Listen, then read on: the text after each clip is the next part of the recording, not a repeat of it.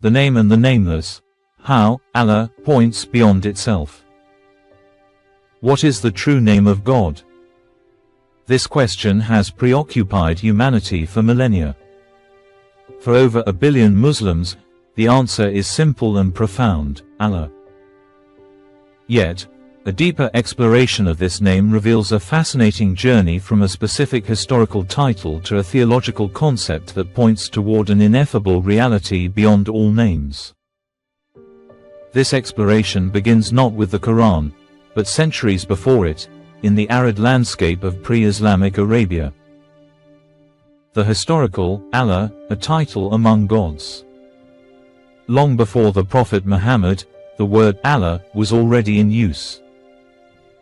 Archaeological evidence, such as the 6th century Zabad inscription, shows Arabic-speaking Christians and polytheists using Allah to refer to a supreme deity.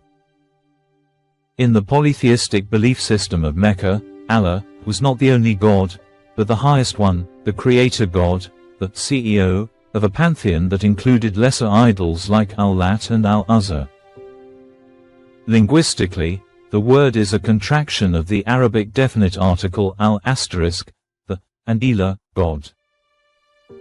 Thus, Allah literally meant the God. It was a title of supremacy, used to distinguish the chief deity from the others.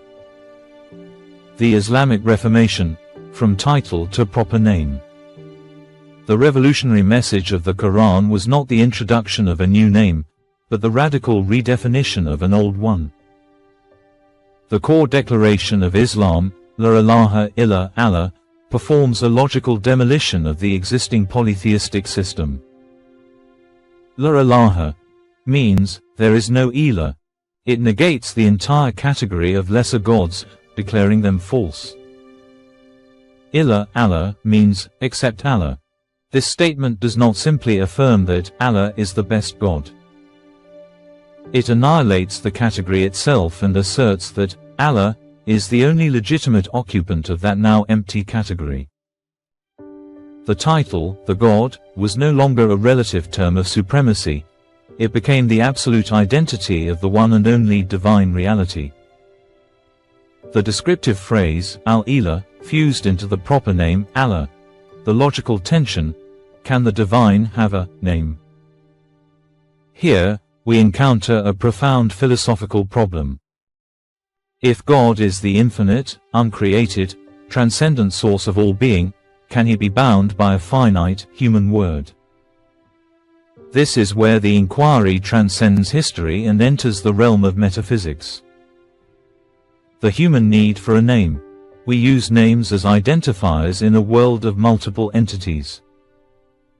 For prayer, devotion, and community, a focal point is essential. Allah serves this purpose perfectly for Muslims. The divine nature, a truly transcendent God, by definition, is unique and beyond categorization. Assigning a specific name, rooted in the syntax of one human language, Arabic, logically limits the limitless.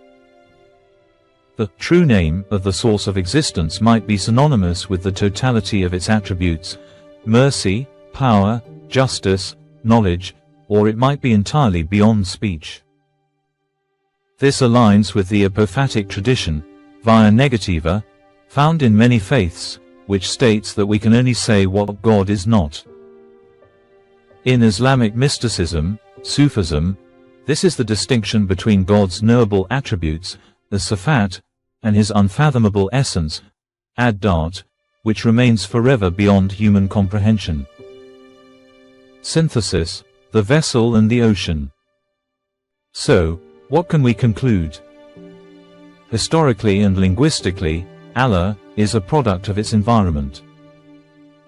It evolved from a polytheistic title into the proper name of a strictly monotheistic God.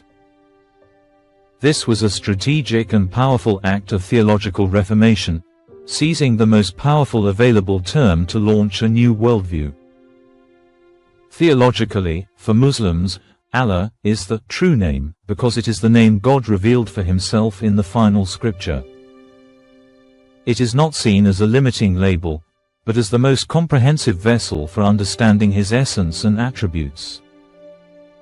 Philosophically, the most coherent conclusion is that the ultimate reality likely transcends having a name in the human sense. Any name we use is a necessary tool for our limited minds. The true name is the ineffable totality of the divine, which can be pointed to but never fully captured. In the end, Allah is both the answer and the question. It is the definitive name given for devotion, law, and love. Yet, for the philosopher and the mystic, it is also a signpost that points beyond itself, a finite word that, in its very meaning of the God, humbly acknowledges the infinite, nameless mystery it seeks to define. The name is not the destination, but the path. The word is not the reality, but the guide.